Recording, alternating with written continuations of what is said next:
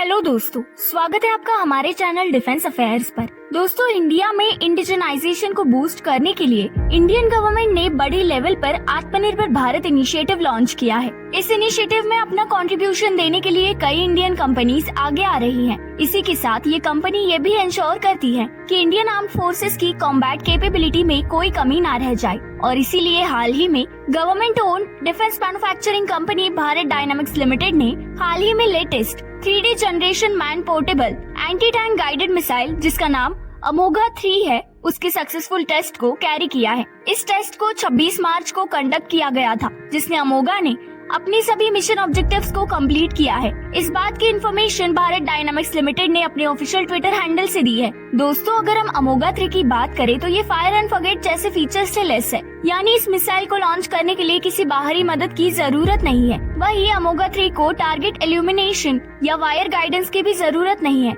दोस्तों, आपको जानकर खुशी होगी कि यूनिक फीचर से लेस अमोगा को भारत डायनामिक्स लिमिटेड की रिसर्च एंड डेवलपमेंट डिवीजन ने बनाया है। अगर हम देखें तो इस मिसाइल को सबसे पहले भारत डायनामिक्स लिमिटेड ने डेफ एक्सपो 2020 के दौरान अनवेल किया था। इसके पहले मॉडल को भारत डायनामिक्स लिमिटेड ने chief manager director Siddharth Mishra ने 7 फरवरी 2020 को इंडियन डिफेंस मिनिस्टर को हैंडओवर कर दिया था। हालांकि इसकी डिजाइन और डेवलपमेंट में सबसे बड़ा कंट्रीब्यूशन भारत डायनामिक्स लिमिटेड का ही है, पर इसकी टेक्नोलॉजी को डेवलप करने के पीछे इंडिया की प्राइमरी गवर्नमेंट एजेंसी यानी defence research and development organisation का सबसे बड़ा हाथ है। दोस्तों, आपको बता दें कि इसे डेवलप करने के लिए डीआरडीओ ने इसमें कई फीचर्स ऐड किए हैं, जैसे कि ड्यूल मोड IIR सीकर जिसकी रेंज 200 से 2500 मीटर्स की है। अगर हम dual mode infrared imaging Sikar की बात करें तो ये एक एडवांस सीकर है जिसे मिसाइल सिस्टम में यूज करने के लिए बनाया गया है, और ये सिस्टम टारगेट को डिटेक्ट और ट्रैक करने के लिए इंफ्रारेड रेडिएशन की मदद लेता है।